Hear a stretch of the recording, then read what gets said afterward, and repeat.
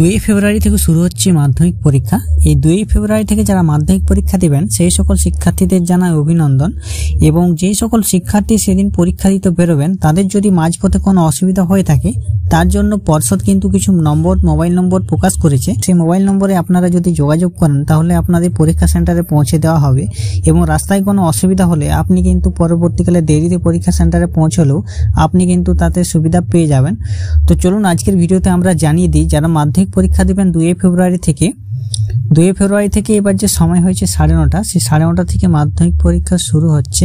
এই সময়ের মধ্যে যারা পরীক্ষা দেবেন তাদের কিন্তু অনেকের পৌঁছতে অসুবিধা হতে পারে। সেই ক্ষেত্রে মহামান্য কলকাতা উচ্চ আদালতের নির্দেশ অনুসারে আসন্ন মাধ্যমিক পরীক্ষার পরীক্ষার্থীদের সুবিধার জন্য জেলা স্তরে যে হেল্পলাইন নম্বরগুলি খোলা হয়েছে, এখানে যদি কোনো পরীক্ষার্থী পরীক্ষা কেন্দ্রে অসুবিধা হয় তবে তারা এই নিচের যে নম্বরগুলি আছে সেই নম্বরে কল করতে পারেন। তো আমি ফোন নম্বরগুলি আপনাদেরকে দেখিয়ে দিচ্ছি কোন জেলার কোন ফোন নম্বর, তা আপনারা লিখে রাখবেন এবং ভিডিওটি যারা জানেননি তাদের মাধ্যমে অবশ্যই শেয়ার করবেন। বেঙ্গল সার্চ ইউটিউব চ্যানেলে আপনাদের সকলকে স্বাগত জানাই। এখন অবধি যারা চ্যানেলটিকে সাবস্ক্রাইব করেনি তাদের কাছে অনুরোধ করব চ্যানেলটিকে সাবস্ক্রাইব করে রাখার, ফেসবুক পেজ থেকে দেখলে পেজটিকে ফলো দিয়ে রাখবেন। তো এখানে যে প্রথম আমরা দেখিয়ে দিচ্ছি, এখানে আলিপুরদুয়ার 1 নম্বর হচ্ছে আলিপুরদুয়ারের জন্য যে ফোন নম্বর বা হেল্পলাইন নম্বরটি আছে, সেখানে যদি কোনো মাধ্যমিক পরীক্ষার্থীর পরীক্ষা কেন্দ্রে পৌঁছতে অসুবিধা হয় তাহলে এই নম্বরে আপনারা কল করে নেবেন। 2 নম্বর হচ্ছে জলপাইগুড়ি জেলার জন্য যে হেল্পলাইন নম্বর দেওয়া আছে সেটা দেখতে পাচ্ছেন। এই নম্বর আপনারা কল করে নেবেন যদি আপনাদের পরীক্ষা কেন্দ্রে পৌঁছতে কোনো অসুবিধা হয়ে থাকে। 3 নম্বর হচ্ছে কোচবিহারের জন্য যে হেল্পলাইন নম্বরটি আছে সেটা আপনারা দেখতে পাচ্ছেন। এই নম্বরটি আপনারা লিখে রাখবেন এবং পরীক্ষা কেন্দ্রে পৌঁছতে অসুবিধা হলে এই নম্বরে আপনারা কল করে নেবেন। 5 নম্বর হচ্ছে দার্জিলিং জেলার জন্য যে ফোন নম্বর বা হেল্পলাইন নম্বর দেওয়া আছে সেই নাম্বারটি আপনারা লিখে রাখবেন এবং সেই নাম্বারে আপনারা পরবর্তীকালে কোনো অসুবিধার সম্মুখীন হলে নাম্বারটিতে আপনারা ফোন করে নেবেন। শিলিগুড়ি জেলার জন্য যে হেল্পলাইন নম্বর সেই হেল্পলাইন নম্বরটি আপনারা লিখে রাখবেন এবং আপনাদের যদি পৌঁছতে অসুবিধা হয়ে থাকে তাহলে হেল্পলাইন নম্বরে ফোন করবেন। কালিম্পং এর জন্য যে হেল্পলাইন নম্বর আছে সেটা দেখতে পাচ্ছেন, সেটা আপনারা লিখে রাখবেন। তারপরে আছে উত্তর দিনাজপুর জন্য ফোন নম্বরটি আপনারা লিখে রাখবেন। দক্ষিণ দিনাজপুর দেখতে পাচ্ছেন, এই দক্ষিণ দিনাজপুরের ফোন নম্বরটি আপনারা লিখে রাখবেন। মালদহ জেলার জন্য দেখুন এই ফোন নম্বর দেওয়া আছে 3টে। দক্ষিণ দিনাজপুর জেলার জন্য 3টে ফোন নম্বর দেওয়া আছে, তো আপনারা ফোন নাম্বারগুলো লিখে রাখবেন। মুর্শিদাবাদ জেলার জন্য যে ফোন নম্বর দেওয়া আছে হেল্পলাইন নম্বর সেটা আপনারা লিখে রাখবেন। নদিয়া জেলার জন্য যে হেল্পলাইন নম্বর সেটা আপনারা লিখে রাখবেন।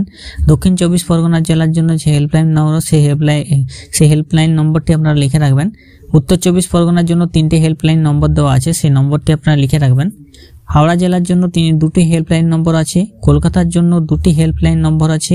হুগলির জন্য 2টি হেল্পলাইন নম্বর আছে, সেগুলো আপনারা লিখে রাখবেন। পূর্ব বর্ধমান জেলার জন্য, পশ্চিম বর্ধমান জেলার জন্য, বীরভূম জেলার জন্য, বাঁকুড়া জেলার জন্য 3টি, পুরুলিয়া জেলার জন্য 2টি হেল্পলাইন নম্বর, ঝাড়গ্রাম জেলার জন্য আছে, পশ্চিম মেদিনীপুর জেলার জন্য আছে এবং পূর্ব মেদিনীপুর জেলার জন্য হেল্পলাইন নম্বর দেওয়া আছে। তো সকল মাধ্যমিক পরীক্ষার্থীদের কাছে অনুরোধ আপনারা এই নম্বরগুলি লিখে রাখবেন বা ভিডিওটি অবশ্যই শেয়ার করে দেবেন, কারণ এই নম্বরটি আপনাদেরকে যে সময় পরীক্ষা হচ্ছে সেই সময়ের মধ্যে পরীক্ষা কেন্দ্রে যদি আপনাদের পৌঁছতে অসুবিধা হয় তাহলে আপনারা এই নম্বরগুলিতে ফোন করে আপনাদের অসুবিধার কথা জানাতে পারেন। এই যে মধ্যশিক্ষা পর্ষদের যে হেল্পলাইন নম্বর আছে সেগুলো আপনারা লিখে রাখবেন, নিচে যেগুলো দেওয়া আছে এবং তার জিমেল আইডি বা ওয়েবসাইটে দেওয়া আছে আপনারা সেটা লিখে রাখতে পারেন।